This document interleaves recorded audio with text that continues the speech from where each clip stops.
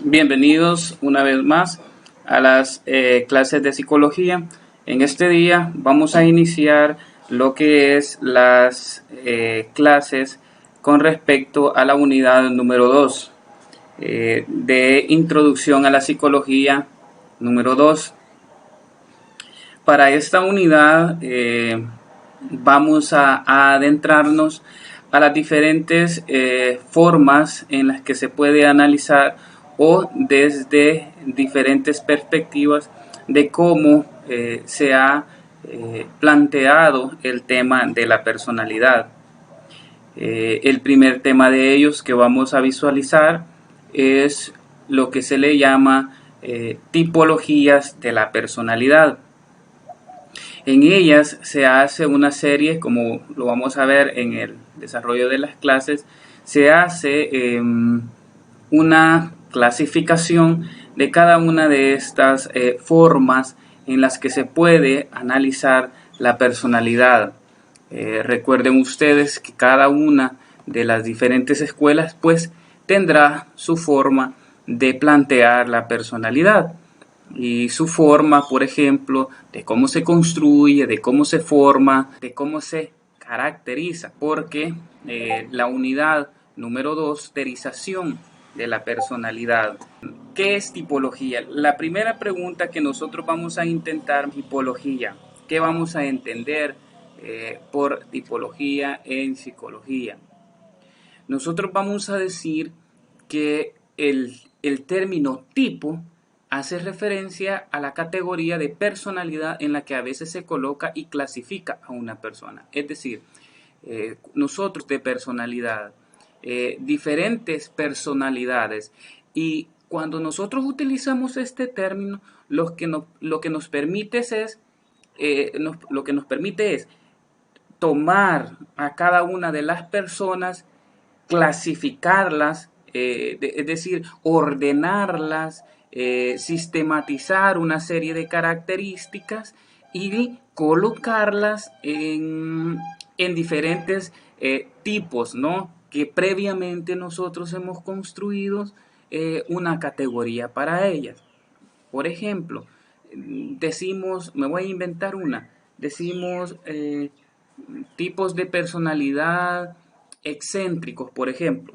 Estoy inventando. Entonces, tenemos nuestro tipo excéntrico. Entonces, como tener diferentes carpetas en nuestros ficheros, en nuestro escritorio de la computadora. Entonces, usted dice, tengo estas carpetas y tengo todas estas personas aquí a mi alrededor.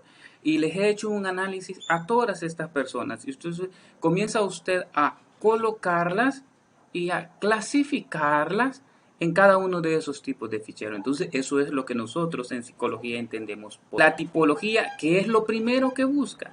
En primera instancia busca estudiar la personalidad. Desde ese momento, ¿no? Yo no puedo colocar y clasificar a las diferentes personas sin antes no estudio, ¿no? La personalidad. No estudio características, debo de estudiar características, debo de estudiar formas, debo de estudiar parámetros de medición, ¿sí? Entonces, en primera instancia, la tipología buscará estudiar la personalidad. Luego, ¿no? Luego de hacer ese estudio, buscará hallar características o cualidades similares a la personalidad.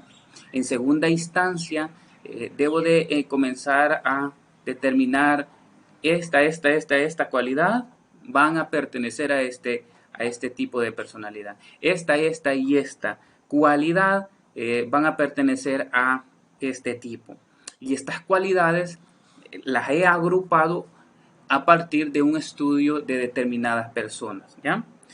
Cuando yo consigo estudiar la personalidad y determinar cada una de las características que las personas tienen y permito tenerlas identificadas, viene el segundo momento, las categorías. Es decir,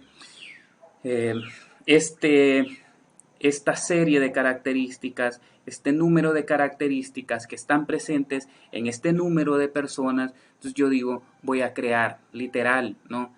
creo una categoría. Recuerden ustedes que cada una de las diferentes escuelas o corrientes de psicología, como ustedes le quieran llamar, crea, ¿no? Inventa determinadas características. Por ejemplo, se me ocurre con Sigmund Freud, cuando él tiene un tipo de personalidad erótico, que le podemos llamar así. Entonces, seguramente Sigmund Freud en sus estudios, ¿no? Encuentra esta serie, bueno, yo le voy a llamar erótico. Es así. Ahora, esta invención, ya lo dijimos, no es una invención adrede. No es que se me ocurra. Ya dijimos, primero estudio general de la personalidad, luego diferentes tipos de características y luego creo. Y lo mismo podrá pasar, por ejemplo, con Carl Jung, que llega a establecer dos tipos de personalidad denominadas excéntricos, introvertidos, extrovertidos, ¿no? Entonces, la introversión, la extroversión, pues al final son categorías, ¿no? Que representan, ¿no? Son invenciones en cierto momento temporales, pero que esa temporalidad de esa invención, de esa categoría, conforme pasa el tiempo, comienza a ser legitimada, ya sea por la narrativa de la cienciología en las universidades, en los institutos o incluso en el diario vivir de las personas. Al final termina convirtiéndose en una categoría. Ahora, todo lo que hemos dicho hasta este momento, ¿qué fin tiene? Al final tiene el fin de clasificar a los individuos. Con los compañeros de psicología, con los compañeros de estudio de la Universidad de El Salvador, hemos llegado, ¿no? En el proceso de estudio entre la categoría de individuo y la de persona. En este momento, dice Petrovsky, la clasificación es de individuos, diríamos, ¿no? Nosotros diríamos que realmente se está refiriendo a que esa clasificación tiene que ver más con una clasificación de personas, no de individuos. Entonces, son tres clases de acuerdo con el criterio en que han sido orientados. Nosotros, en un primer momento, vamos a estudiar tres grandes grupos de tipologías de la personalidad.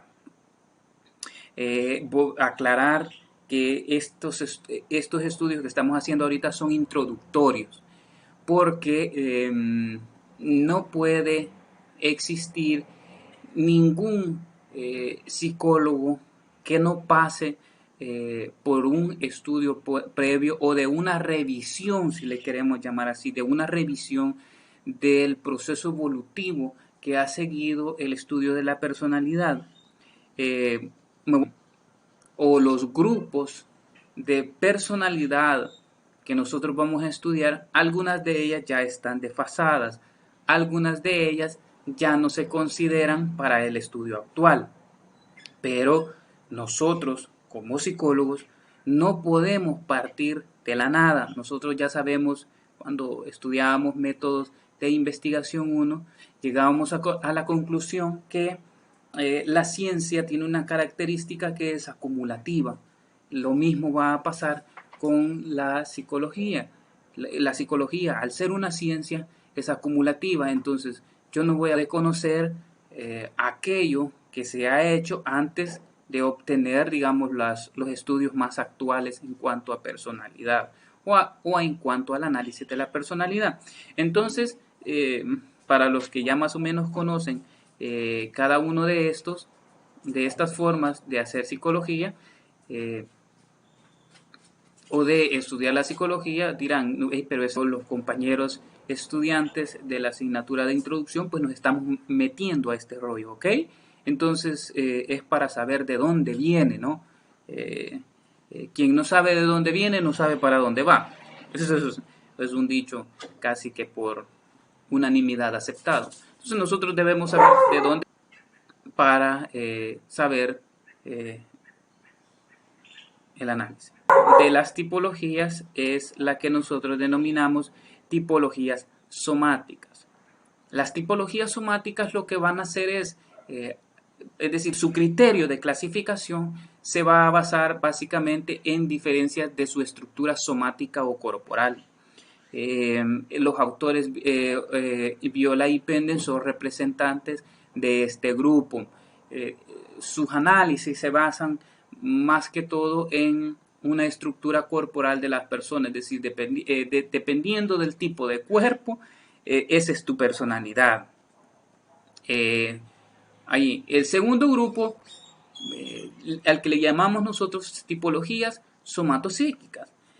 Las tipologías somatopsíquicas van a basar su análisis y su clasificación tanto en la estructura corporal, es decir, en la estructura del cuerpo, pero va a considerarse o va a ser analizada también bajo un aspecto de tipo dinámico funcional.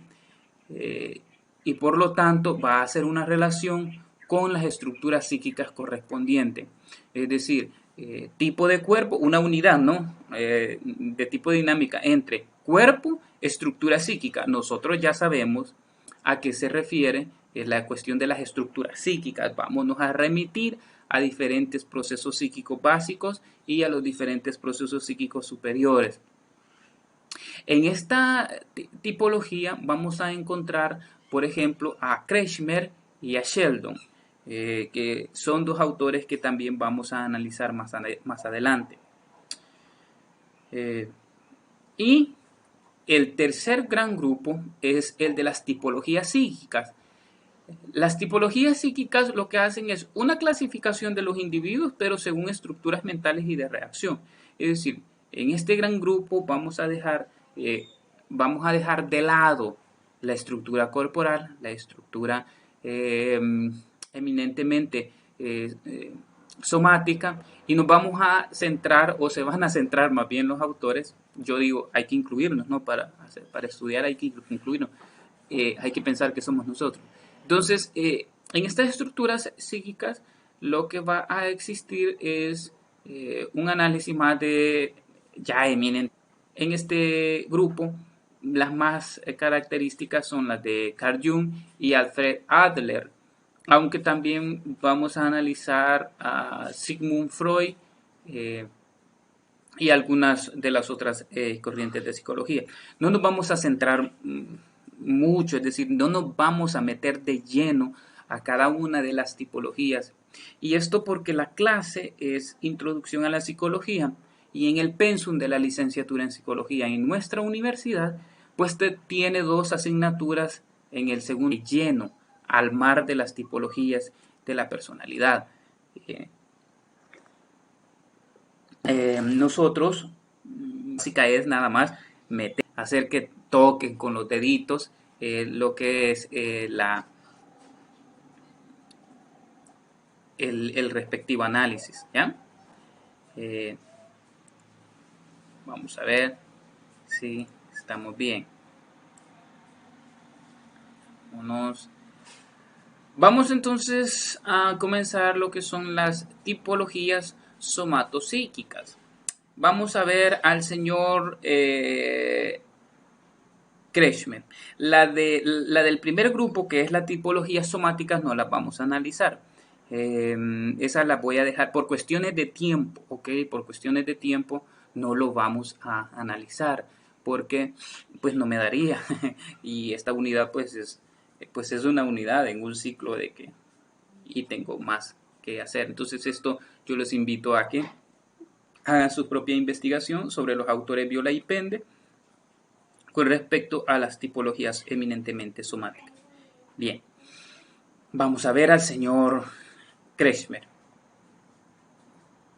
Ernst Kretschmer, pues nace en 1888, muere en 1964, un poquito de historia, un poquito, ¿no? Kretschmer es un médico y psiquiatra alemán judío. Kretschmer hace sus estudios sobre la relación que hay entre la constitución física y las cuestiones del temperamento, y sus estudios y psicosis maníaco-depresiva. Es decir, recuerden ustedes que a inicios de los años 1900 la psicología, digamos, tiene un repunte tremendo. Recuerden ustedes que antes, por ejemplo, ya con el señor que le da, digamos, el carácter de ciencia como tal, que inventa incluso el primer laboratorio en Leipzig, en Alemania, como ciencia. Y no va a ser sino hasta que aparece Sigmund Freud, donde va a tener, digamos, la consolidación como tal de la psicología como ciencia. Entonces, cuando nosotros analizamos la historia, uno puede pensar que han sucedido o ha pasado mucho tiempo desde que la psicología es ciencia, pero al final no es así. Al final la ciencia de la psicología es bastante joven como tal. Aunque nosotros en introducción con los compañeros, pues con ustedes hemos analizado que la idea o la inquietud por el análisis del hombre desde las dimensiones psicológicas, pues no es nuevo, es decir, ya desde la antigüedad, ya desde Grecia, desde Platón, desde Aristóteles, pues ya viene esa inquietud, pero va a ser en el último siglo donde, digamos, hay una explosión de esto como tal. Y recuerden ustedes que en un inicio el campo de la psicología no es analizado como vamos a decir, por el psicólogo como tal, sino especialmente de la psiquiatría, es donde inician los estudios eminentemente psicológicos.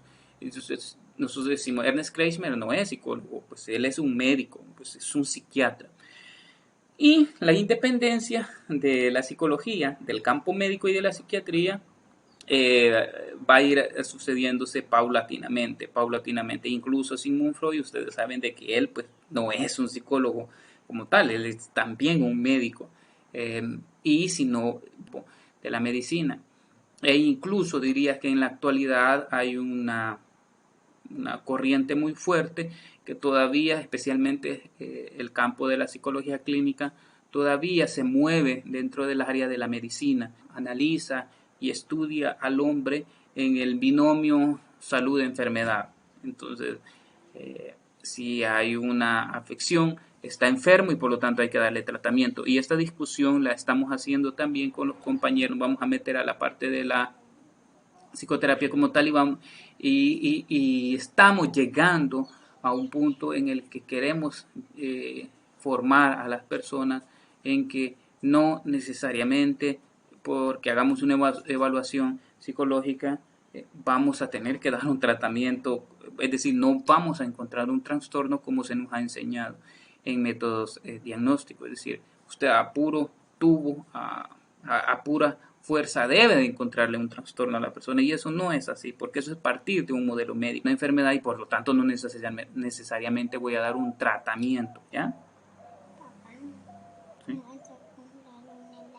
Bye, más tarde.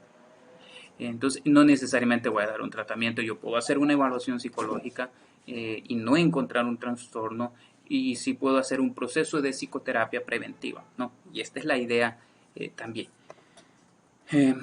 Kretschmer va a distinguir tres tipos con características diferenciadas. Por ejemplo, va a tener los tres grandes grupos, ¿no?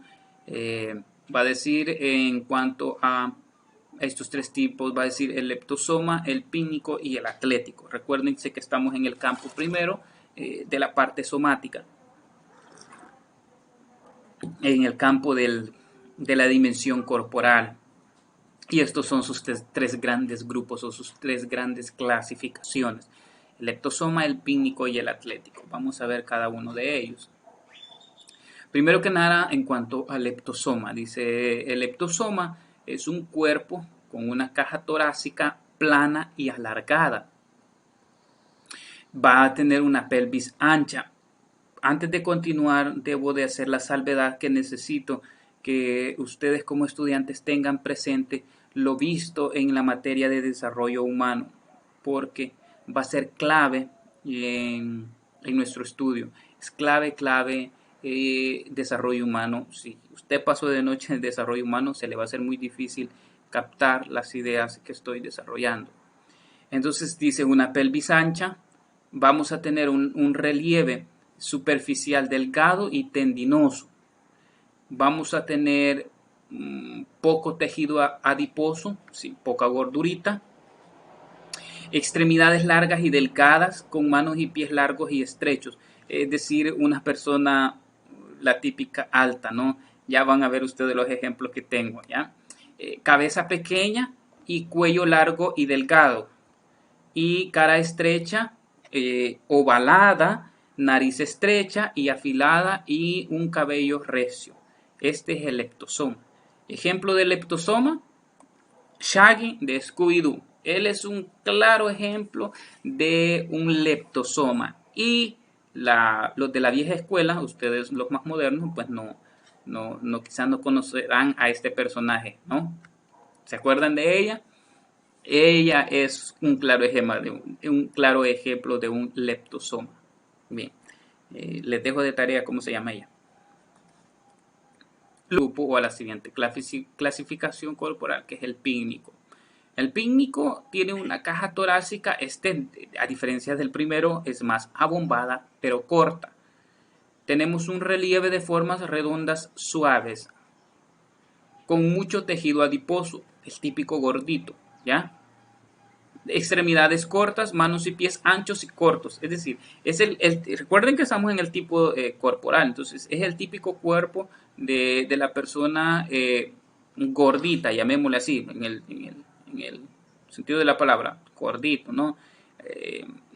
Todas sus extremidades son cortas. Huesos finos, como son cortos, van a ser muy finos. Cabeza redondeada y relativamente grande.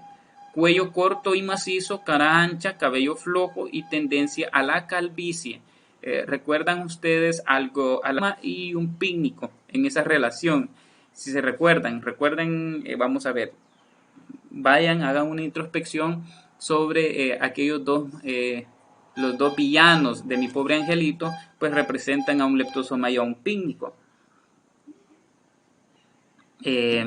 Ejemplo de ellos, disculpen, ella es un ejemplo de un pícnico, pero Homero Simpson también es un ejemplo de un pícnico, ¿sí? Luego vamos a tener al atlético. Vamos a ver a este atlético. El caso del atlético va a ser caracterizado primero que nada por hombros fuertes y anchos, un tronco trapecio y piernas fuertes, manos y pies grandes, cara tosca, con salientes pronunciados y de forma oval alargada, cabello fuerte. El atlético es el típico modelo de telenovelas. El atlético es el típico hombre o mujer ideal que la sociedad nos envía en sus diferentes comerciales. Y es aquí donde lo tengo, ¿sí? Estos son el tipo, ¿no? Del atlético, es decir, lo que la sociedad nos vende por belleza, ¿no? Pues este es lo que nosotros tenemos. Luego, Kretschmer va a hacer una cuarta clasificación que él lo va a denominar displásicos. Y lo va a denominar displásico porque, bueno, si yo no entro en la clasificación del leptosoma, bueno, si yo no entro en la clasificación del pícnico y tampoco soy modelo de revistas y de telenovela, entonces ¿yo qué soy en esta clasificación, en esta forma de analizar? Entonces dice Ernst Kretschmer, dice, están los displásicos, tranquilos, para todos hay. Entonces dice él, en esto vamos a incluir todas las anomalías constitucionales como por ejemplo el enanismo y el gigantismo. Todos los anómalos, todos los que no entran en uno de los tres tipos que vimos anteriormente, pues son displásicos, ¿ya? Lo llama así porque la displasia es un moldeamiento de la forma física normal que se ve en desarrollo humano, ¿sí? O en anatomía. Entonces él dice, como hay una anomalía en ese proceso de la plastificación en cuanto a la forma física normal, entonces te convertís en displásico, ¿ya? Esos son más o menos los ejemplos de los displásicos.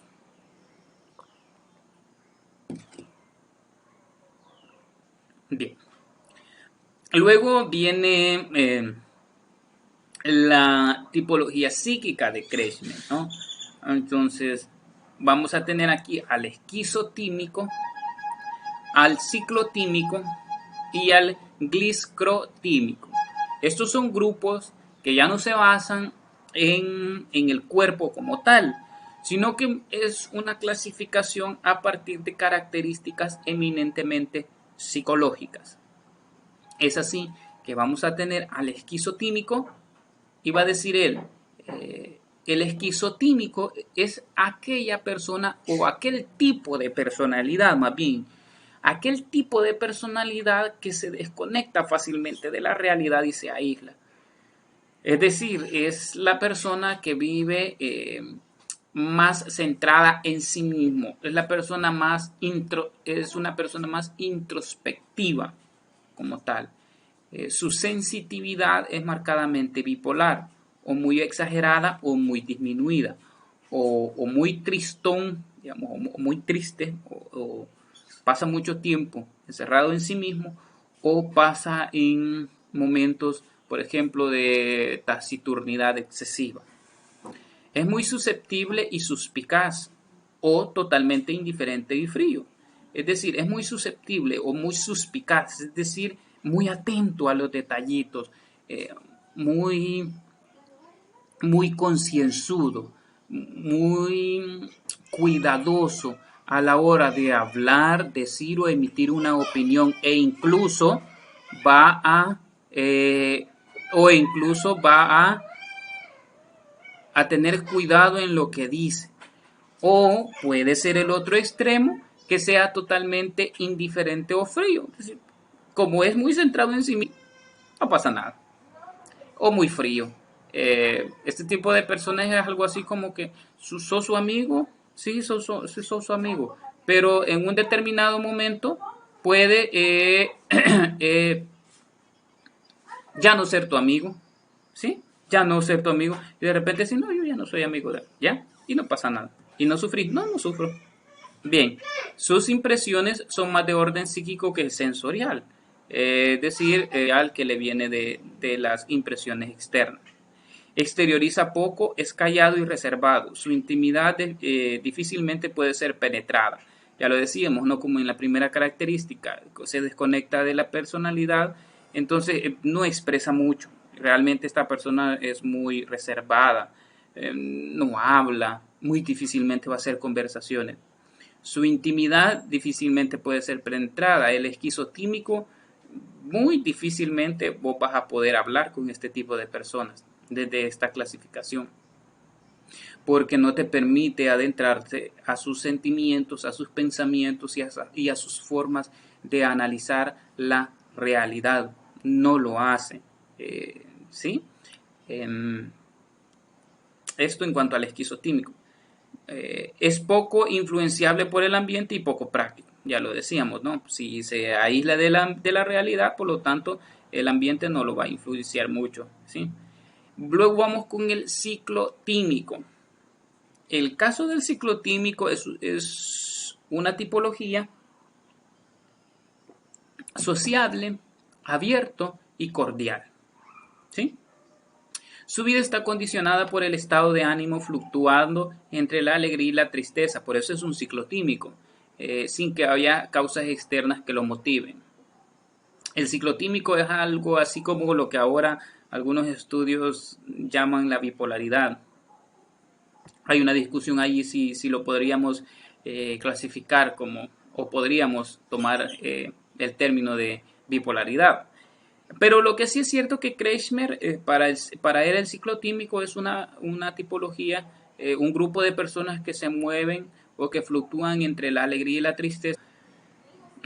No tiene lógica de trabajo, tiene orientación práctica. Es decir, es una persona que no sigue una regla como tal determinada, ¿sí? Una regla puntual, es decir, no sigue procesos establecidos, sino que más bien su capacidad de trabajo tiene más una orientación práctica, es decir, va a lo puntual, a lo que tiene que ir a hacer. Es decir, si usted le dice mueva algo o trabaje algo o haga algo, va a hacer eso que tú le estás diciendo. Él no se va a poner a pensar y por qué lo tengo que hacer ¿Por qué debo de hacerlo? No, no, no. Él va a una cuestión eminentemente práctica. Luego tenemos al gliscrotímico. El gliscrotímico predomina el aspecto psicomotor, necesitando mucha actividad física.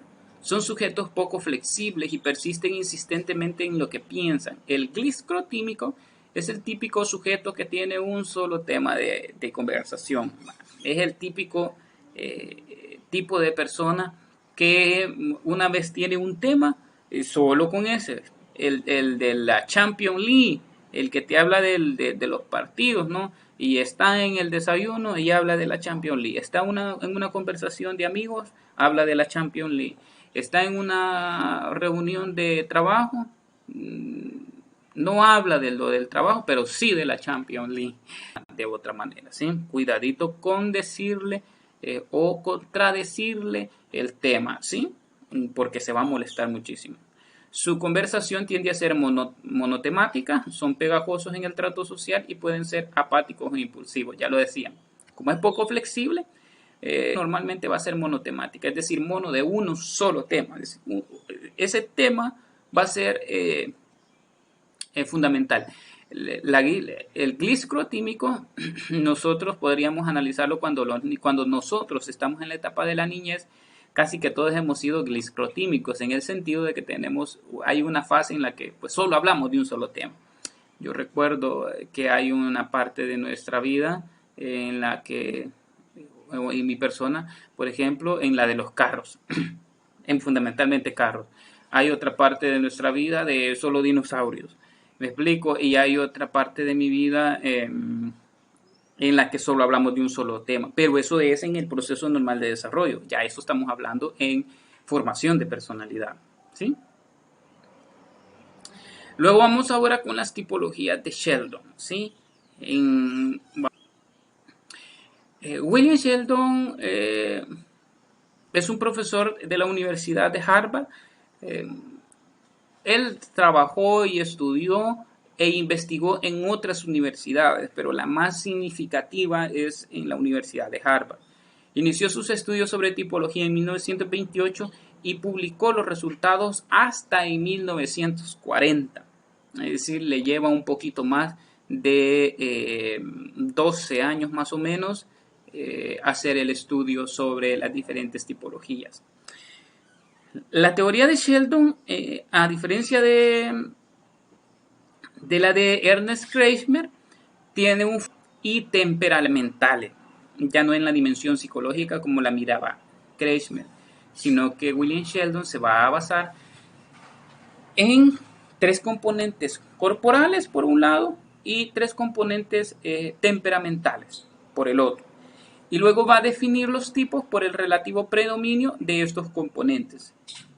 Es decir, una especie de relación, de entrecruzamiento entre las 3 cuestiones corporales y las 3 temperamentales. Y de esas relaciones, él va a hacer su propia clasificación. Entonces ustedes se imaginarán pues que no fue tan sencillo y tiene razón de ser los 12 años. En un primer momento, él va a hablar o en una primera clasificación, él va a hablar de los tipos morfológicos. La base para esta clasificación es el mayor desarrollo de uno de los folículos embrionales. Recuerden que hace un momento yo les hablaba que necesito que ustedes tengan presente elementos de desarrollo humano, que seguramente ustedes, los estudiantes de la universidad, pues han tenido un excelente profesor de desarrollo humano, como muchos de la universidad, ¿no? Entonces ustedes serán expertísimos en estos parte del desarrollo humano.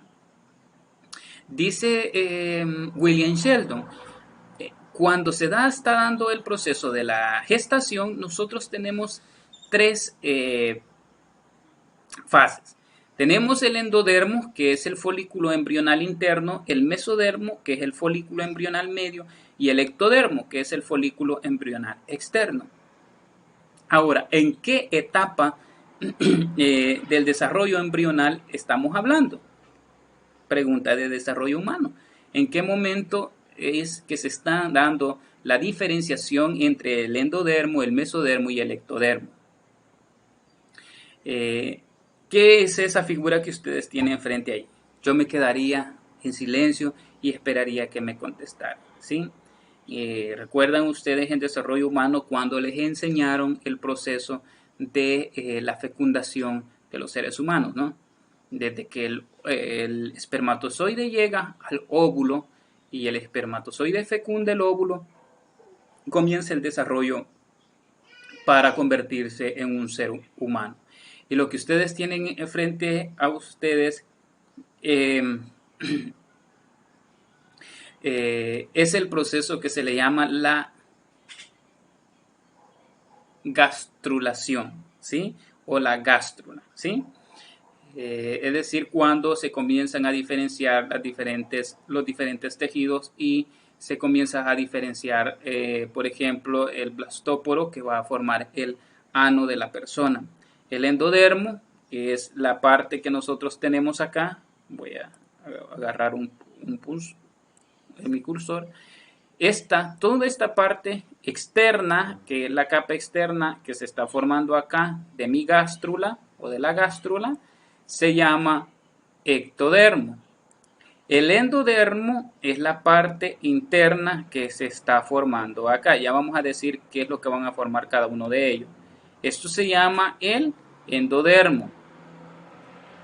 El arquenterón, que es el que tenemos acá, esta parte como desde por acá, es lo que va a formar el tubo digestivo más adelante, ¿no? Y el mesodermo, que lo tenemos por acá, es lo que está en la capa media, acá, ¿sí?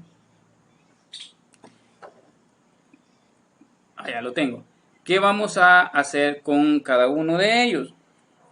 Perdón por las rayitas.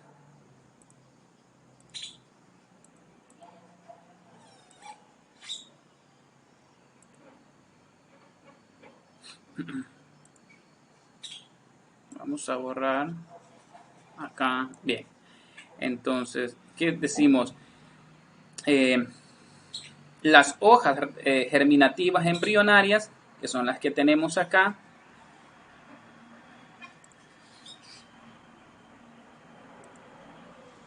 es la que tenemos acá, el ectodermo, que es la capa externa, perdón, porque quería regresar a esto para que captemos mejor lo que va a decir Sheldon. Entonces, la capa externa, ella va a originar el tejido epitelial, por ejemplo, la dermis, la epidermis, o sea, hace la piel que nosotros tenemos. Y va a formar también el ectodermo, que teníamos acá, ¿se recuerdan? Teníamos acá, miren. Todo ello va a formar también lo que es el tejido nervioso, es decir, el cerebro y el cerebelo. Recuerdan ustedes que las conexiones nerviosas en el feto se van a dar alrededor de los 3 meses, más o menos, que se van a comenzar a dar las conexiones neuronales. Pero todas estas células, pues realmente el proceso de formación de un niño, eso es impresionante. Entonces eso va a formar el cerebro y el cerebelo. El mesodermo, que es el que tenemos acá, el mesodermo, él va a formar el tejido epitelial, el endotelio y el mesotelio. Va también a formar tejido conectivo como lo son los huesos y los cartílagos. Y más adelante el tejido muscular como lo son los bíceps y el diafragma, entre otros tejidos musculares, ¿ok? Y el endodermo, que es la capa interna, vamos a ver el endodermo acá, ¿sí? El endodermo que está acá, en esta parte de aquí. El endodermo, que es la parte interna que tenemos acá, va a formar lo que es la mucosa intestinal, como ya lo decíamos, ¿no? Todos los procesos, por ejemplo, el estómago y todo ese rollo, ¿ya? Bien, eso por un lado. Entonces, ¿cuál es la tipología que hace Sheldon? Como hay un predominio del endodermo, dice, formamos el endomorfo, dice. Y en el caso del endomorfo, se va a caracterizar por el predominio del desarrollo visceral, gordura. Su estructura ósea y muscular está poco desarrollada y es débil, dice. y va a corresponder con el tipo pícnico de Kretschmer. Luego vamos a tener al mesomorfo. En el caso del mesomorfo hay un predominio de las estructuras corporales, los huesos, los músculos, el tejido conjuntivo, lo que proporciona un aspecto físico fuerte y resistente. El tronco es largo y musculoso, el volumen del tórax es superior al del abdomen y la piel es gruesa, ¿ya? Luego tenemos al ectomorfo. El ectomorfo se va a caracterizar por un organismo demacrado, de músculos pobres y huesos delicados, pecho aplastado, extremidades largas y delgadas. Va a corresponder con el leptosoma de Kretschmer. Luego, ese es los tipos corporales como tal. Vamos a ver cómo estamos acá. Llevo 48 minutos. 7:46.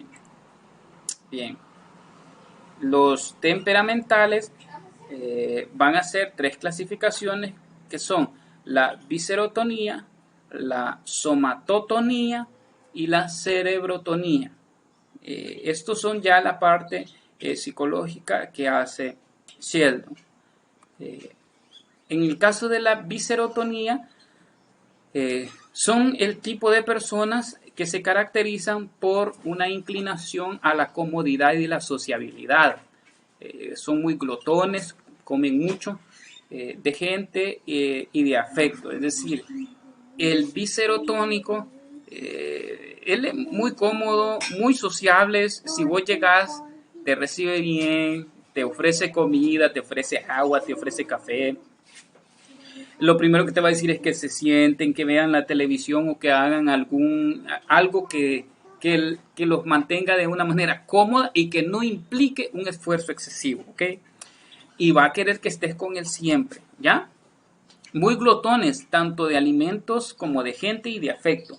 Es decir, necesitan que los andes mimando, necesitan que a cada rato les andes diciendo que los querés, que los amás, que los consentís, que son importantes, necesitan mucho y necesitan estar con gente, es decir, no pueden estar muy solos los viscerotónicos, ¿sí? Y una amabilidad indiscriminada, por lo mismo. ¿Qué pasó? Más tarde. Hay una amabilidad indiscriminada, como quieren que estés con ellos, como quieren tu afecto y como quieren estar muy cómodos, entonces, cuidado, van a ser muy, muy amables. Corresponde al ciclotímico. Luego tenemos al somatotónico o somatotonía. Este tipo de personas se caracteriza o está caracterizada por el predominio de la actividad muscular y el vigor, afán de dominio y deseo de poder, indiferencia ante el dolor, insensibilidad psicológica y agresividad competitiva. Muchos políticos de nuestro país son muy somatotónicos y en un proceso de convulsión social en el que al que nos estamos yendo, y es algo así como que todo mundo está viendo que vamos a una convulsión social y nadie lo quiere aceptar. Es decir, que vamos en picada, que vamos en una bajada, que vamos en una especie de carretón sin frenos, y en el que nadie se pone a pensar que hay un pueblo sufriendo. Y cuando digo un pueblo sufriendo, significa que más allá de los grupos de poder, hay personas sufriendo. Entonces, el somatotónico tiene una actividad o un predominio de la actividad muscular y el vigor, pero se va a caracterizar más por el afán de dominio y deseo de poder. Este tipo de personas ansían el poder, quieren dominar todo, absolutamente todo. Quieren controlar todo. Es decir, el típico somatotónico, aunque viva en un estado de derecho, le vale madre. O sea, a mí me vale madre que en este país hayan 3 poderes del Estado: ejecutivo, legislativo y judicial. O sea, me vale madre, ¿sí? ¿Por qué? Porque yo soy yo soy el que debe de dominar todos. Yo soy el que tiene el poder y el único que tiene la razón, pues soy yo, ¿sí? Me vale madre resoluciones judiciales, me vale madre decretos legislativos, porque yo estoy en el poder. Entonces, como desea mucho dominar, como quiere el poder, obviamente va a haber una indiferencia ante el dolor. Mire, fíjese que tales y tales personas pues no han comido y no, hombre, llorones son. Sí, hay un pueblo que sobrevive con unos 50 al día y ellos no están llorando, me explico eso, ¿no? Y es una insensibilidad psicológica, es decir, hay como un bloqueo a nivel psicológico, ¿ya? Y obviamente van a tener una agresividad competitiva. Actualmente yo estaba analizando muchos de los actores políticos de nuestro país y hay una agresividad tremenda. Recuerden ustedes que estamos en una fase previa a una campaña electoral, y en las campañas electorales normalmente siempre salen a relucir los instintos más básicos de los que buscan el poder.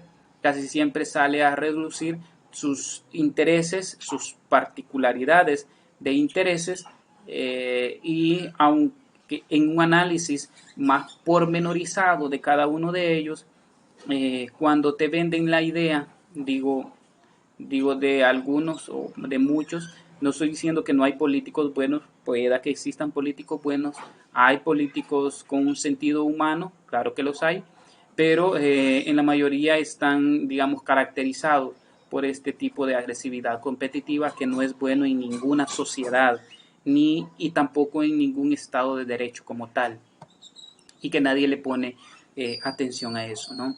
Y va a corresponder al gliscrotímico. Luego tenemos la cerebrototonía. Se va a caracterizar por la tendencia a encerrarse en sí mismo, a disimular y a inhibirse. El cerebrotónico es el tipo introvertido, es decir, encerrado en sí mismo.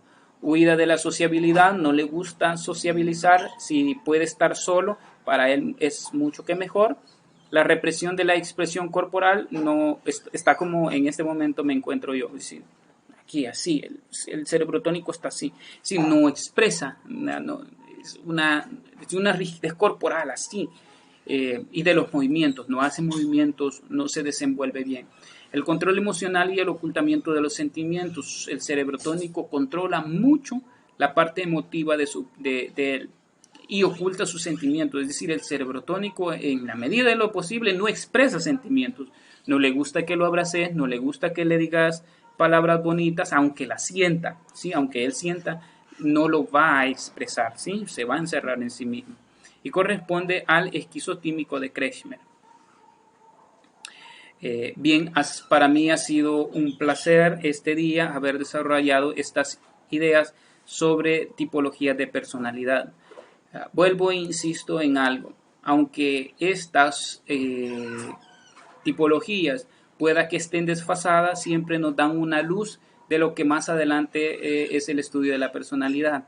Hay cosas que no se pueden admitir, hay cosas que sí son ciertas, pero en este momento todavía no estamos en la fase de decir esto es una caracterización general de la personalidad. Porque recuerden que estos estudios, por ejemplo, en el caso de Sheldon, que lo va a plantear hasta 1940. Recuerden ustedes que en 1940, la década del 40 es bastante fuerte, especialmente en Europa, que es donde se están desarrollando la mayor cantidad de corrientes de psicología. Europa está en el momento fuerte de la Segunda Guerra Mundial. Hay muchos que salen huyendo, especialmente todos los judíos, que salen huyendo, especialmente de Alemania, de Polonia y de otros países cercanos, y van a huir especialmente a América. Y dos países van a ser, digamos, como que los van a acoger, que es Estados Unidos, en la parte norte, y en la parte del sur va a ser Argentina y Chile, dos países que van a acoger a bastantes emigrantes judíos y especialmente a académicos. Por eso es que Chile y Argentina tienen un desarrollo en la ciencia de la psicología un poquito avanzada, pero es gracias a que llegan inmigrantes académicos y se establecen en estos países. Estados Unidos, por ejemplo, va a recibir a muchos académicos y científicos que vienen huyendo de la Segunda Guerra Mundial, por ejemplo, Albert Einstein, y también médicos y psicólogos que vienen también huyendo de la Segunda Guerra Mundial, y va a haber una explosión de nuevas corrientes de psicología. Muchísimas gracias por su atención.